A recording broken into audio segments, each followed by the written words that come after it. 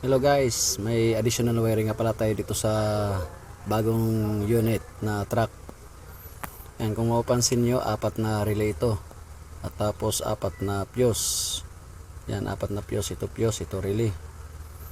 Ito ay para sa backlight. Pag naatras, pag nagmamaniobra. Kasi madilim, lalo na pag sa gabi. Kailangan ng backlight. May sariling switch ang mga ito. Tapos itong pangalawa sa paglight naman, pag halimbawa nasa malayong lugar sila at may pag o masyadong madilim at hindi masyado kita ang kalsada, ayan, may additional tayo na paglight.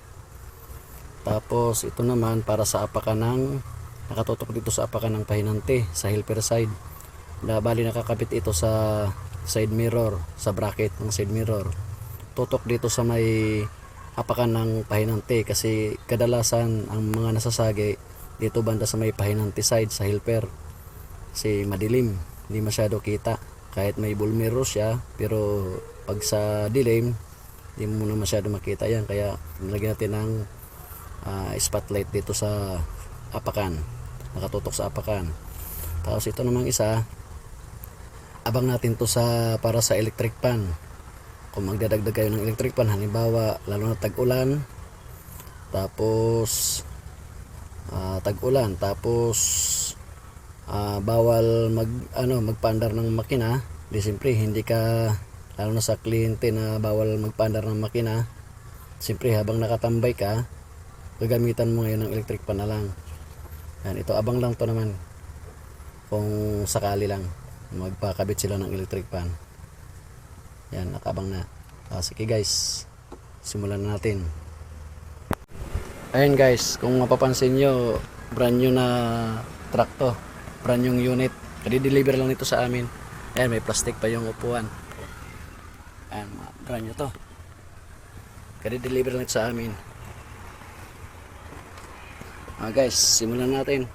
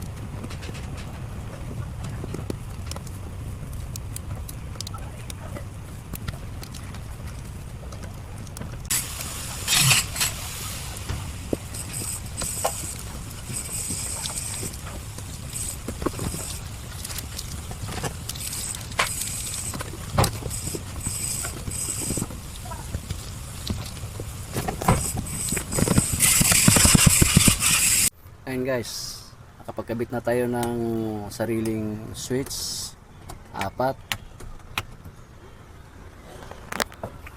Nakabit lang natin yung additional na ilaw para do sa additional wiring natin. Ayan, dito yung nakakabit sa bracket ng side mirror, nakatutok yun ito sa apakan ng helper side. Ayan, tapos ayun naman yung spotlight, yung backlight. Ayan, sa taas, ayan, nakakabit na. Ayan,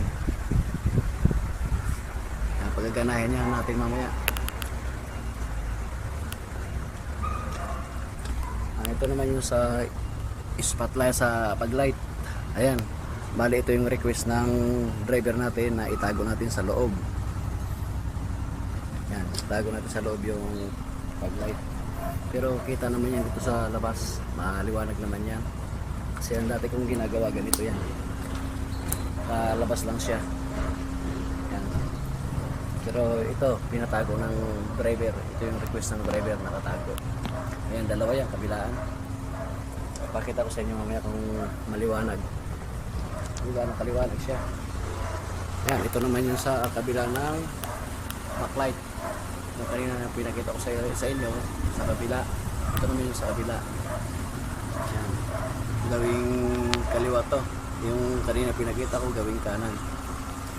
Ayan guys, i-testing natin, pailawin natin kung gumagana lahat. Guys, kumpleto na. I-testing na natin yung mga ilaw kung gumagana lahat.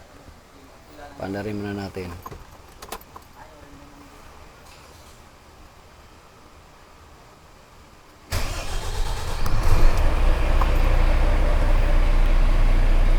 Ayan, ito yung mga switch. Ayun, sa backlight. Ayun, ito naman yung sa nakatutok sa apakan ng pahinante, sa helper. Ayun, ito naman yung sa paglight, sa harapan. Ito naman yung abang natin para sa electric fan. Ayan, tumutunog yung relay, oh. Ibig sabihin gumagana siya. Ayan, abang lang natin yan. Ikutan natin yung mga ilaw kung gumagana lahat.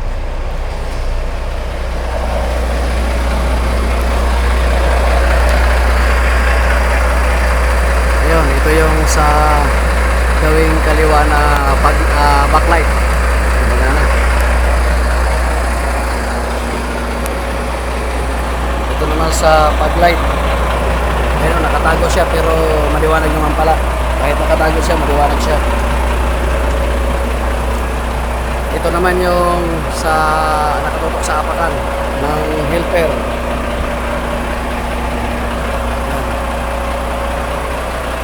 Yan naman yung sa gawing kanan na backlight. Ayan, gumagana lahat. Okay guys, ito gumagana lahat. Hanggang dito na lang tayo guys. Hanggang sa muli.